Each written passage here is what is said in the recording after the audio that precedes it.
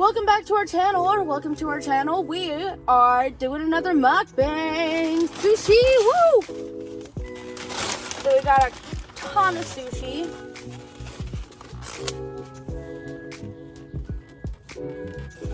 Sushi for days. You guys like fish? Sushi for days. Did they not give us any? Because, oh, shit.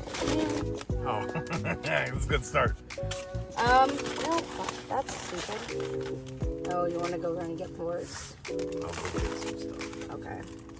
Wait, So you can put it on the lid so I can dip it. got that sauce. Oh, I forget doing the camera. There we go. alright. Cheers.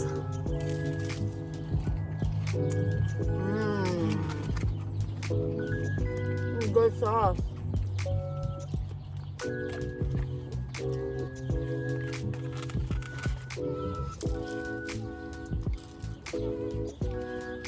Okay. Let's see.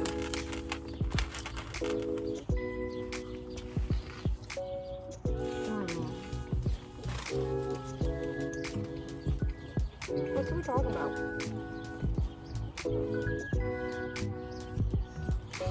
I don't know. Maybe talk about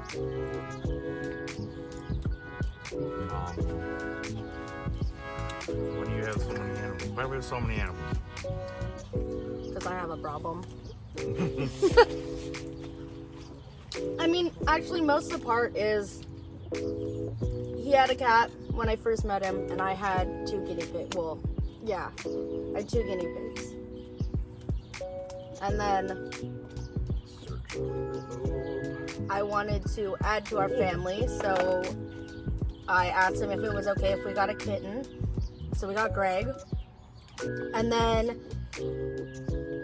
I felt really bad for Danny because I guess he was getting less attention, I guess. But he wasn't as well. I don't know. He's just a very needy kitty cat. He has some Abandonment issues. I don't know. He shouldn't. I don't know. I don't know. He's a mystery to me still. I've been with him my entire life. But Move your head and we can see him a little bit. Oh, you do use. got a little stinker back there. But yeah, so then after we got Greg and Danny weren't really playing all that well. They weren't really playing at all. And Danny's not used to someone much younger than him. He's starting to get a little old. yeah. So he got kind of annoyed pretty fast with Greg wanting to play all the time. So we then got Harley for Greg, and that's how we got all these cats.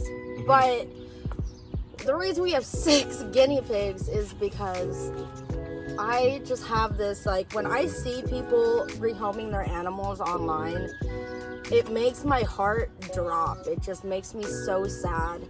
And I just want to do everything I can to help them. And it may not be in the best way, and it may not be in the most, like, money-saving way. But they needed to rehome their guinea pig in the next few days, or they would have to, like, take him to the shelter, and I wasn't wanting that. And so I talked to Ryan about it, and he's like, no, that's fine. I'm like, yeah, they'll be really, really good together with the other guinea pigs and whatever. And we're like, okay, yeah, no, that's a really good thing. And so I put them together. Did not work.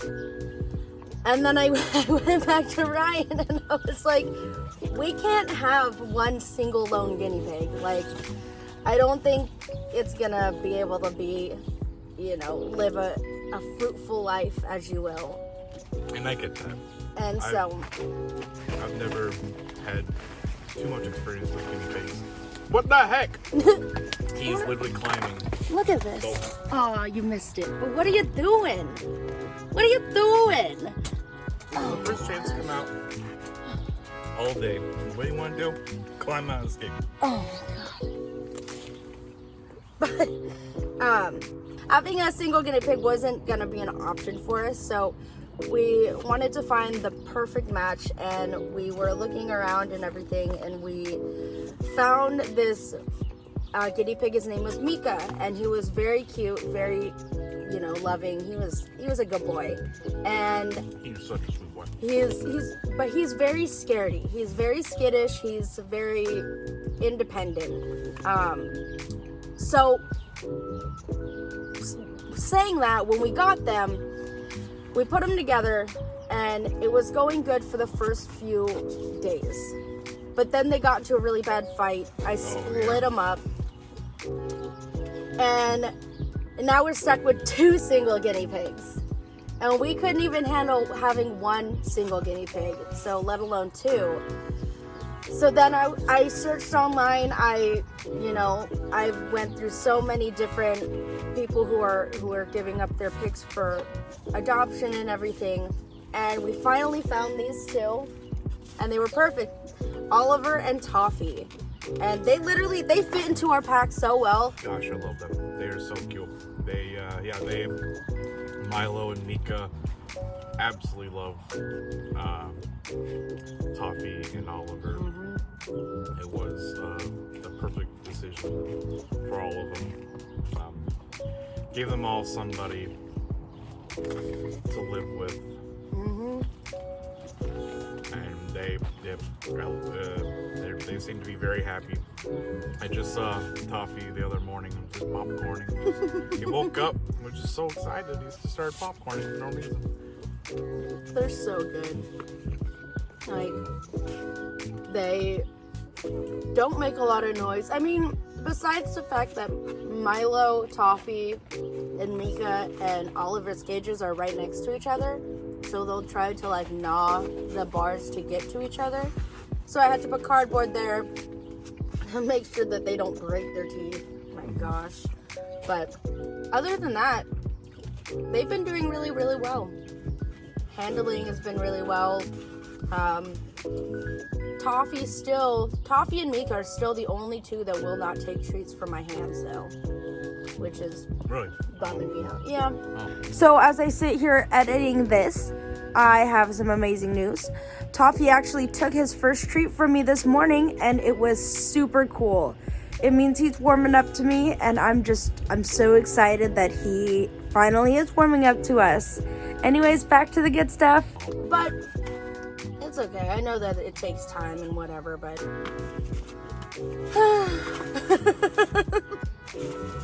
Toffee, he'll still. He thinks he wants to hang out with Oliver, but whenever they get together, they just get into fights. I know! Oh my gosh. And it was a little while ago, but I posted a short on it. I tried to put them back together because they seemed like they wanted to be together because they were always touching noses and whatever. I put them together, and Lord help me, I have never, they just started freaking out, and I split them up quick enough that no blood was drawn, nothing happened, but it was just the squeaking was just out of control. It was weird. It was insane. Fucking crazy kids. Yeah, they I don't know what happened because they both sniff each other through the bars like they want to interact with each other, but I actually give them an opportunity. It's just scary, man. Yeah, crazy little bundle of fur fighting. And they got sharp teeth. They're like little razor teeth, man. Guinea pigs are very unpredictable. Oh my god. And there was it Mika who ran when the first time we had, or one of the first times we brought him out to the bed. Oh my god, yeah. He was in your arms and then just bolted and ran off the bed and couldn't find him underneath the entertainment system. God, yes. That was crazy. I cannot believe he freaking did that too. And I was just I was trying to be so nice and coax him out, and he was just, he's just a scaredy little pig. And I think ever since, after that, he's become a little bit more scared. And I get that. But that's why I try my best to take them out. But when I do take them out, I try to be as careful as I can. So it's never like 2 at a time. It's always 1 at a time, unless they're in their big pen. But yeah, managing 6 pigs is difficult. I can't imagine like how much more difficult it is with a rescue without help. Like, I'm actually very excited for that though. I'm very excited to start our own rescue for not only pigs but dogs, and I think my biggest dream is to be able to have enough money to adopt out in an entire shelter. That'd be cool. Yeah. That would make a difference. That'd be the kind of difference I want to make. Yeah. What are you doing back there? I think that'd be cool. These little guys don't ask for much, and I'm willing to give them everything. Yeah. We would die for them, and they would run away from us. Yeah. They'll shit in their beds, eat our food, cry at us. They'll fucking gut you without even thinking about it. But goddamn, will I jump in front of a train for them? It's just like we're Johnny Depp and they're Amber Heard. We give them the world, and they give us shit in their bed. Sorry. What was your pet experience growing up? Your first pet? Like, what was it like? First pet was a dog. His name was Zach. He was a golden retriever Samoyed.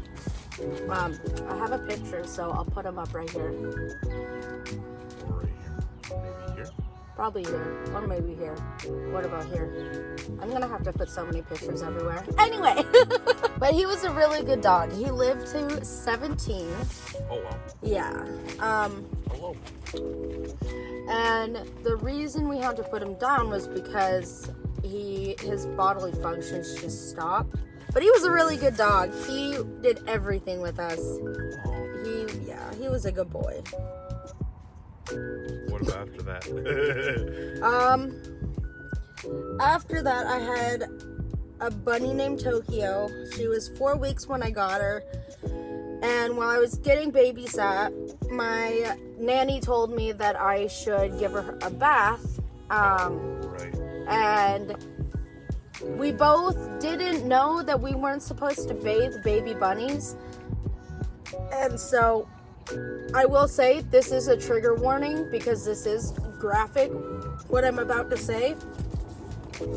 But basically what happened was I put her in the bath and the water shocked her so much that her back arched, and so she snapped her back. She hit her head on the faucet, so she split her skull. And then on the way there, she freaked out and jumped out of my arms into like the little handle for the car. And so she did more damage to her spine that way. I took her in, and they're like, we're not going to be able to save her. So they actually didn't say that. They told me that it was going to be $200 to save her. And thinking about it in hindsight, she was so young, she was not going to make it. And I knew in my head that she wasn't going to make it. And so I took the initiative and told them to put her down. I'm like, all right, well, that's okay. You can, put her down, cremate her, don't have her in any pain anymore. But that was that bunny. And then after that, I had 2 more bunnies, Marianne and Ellie. They were older bunnies, so it wasn't like a whole baby situation. But I had them for a good few years, and Ellie, she passed away the first day of high school. And then Marianne passed away while I was away at camp, and my family said they would take care of her. And then we have Maverick, who is the best boy. And he was brought to me by my brother, JJ, my oldest brother, who was a door-to-door meat salesman at the time.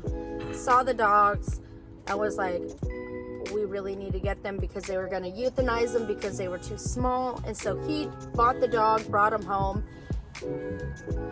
There were some circumstances and stuff that he couldn't take care of Mavi, and so I took him over. My mom said if I couldn't potty train him within 2 weeks, I couldn't keep him and she'd have to give him away. I got him potty trained and I had him for a good 6 years. And he went everywhere with me. He was homeless with me. He was my lifeline. And then I had to give him up. But now we're here. Now I've got 6 guinea pigs and 3 cats. So after Mav, was the guinea pigs? Yep. When did you start the guinea pigs? I got my guinea pigs after my ex left me. He said he was gonna come back and all of this shit. And then he came back, visited. He said he didn't like how many guinea pigs I had, because at the time I had 4. Because I got 2, a girl and a boy, and I was dumb, and I kept them in the same pen. They bred, and then I had babies. But he said he didn't like the whole situation, even though when he was visiting me, he said he loved them, and he couldn't wait to meet them, and all of this stupid bullshit. So he basically wanted me to get rid of the guinea pigs in order for him to come back. And I wasn't going to allow that to happen because I chose to take on this 8-year commitment for these animals. And there was kind of it's either them or me. That's what it kind of sounds like. Yeah. And guinea pigs? Yeah. Come on. Yeah. It was just a whole ordeal. Fucking crazy.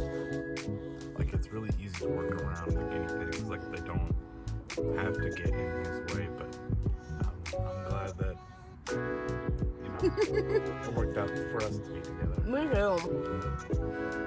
If you like this content, please give this video a big thumbs up, leave a comment, and give us a big subscribe because it helps us get our videos out to everybody else. Thank you guys!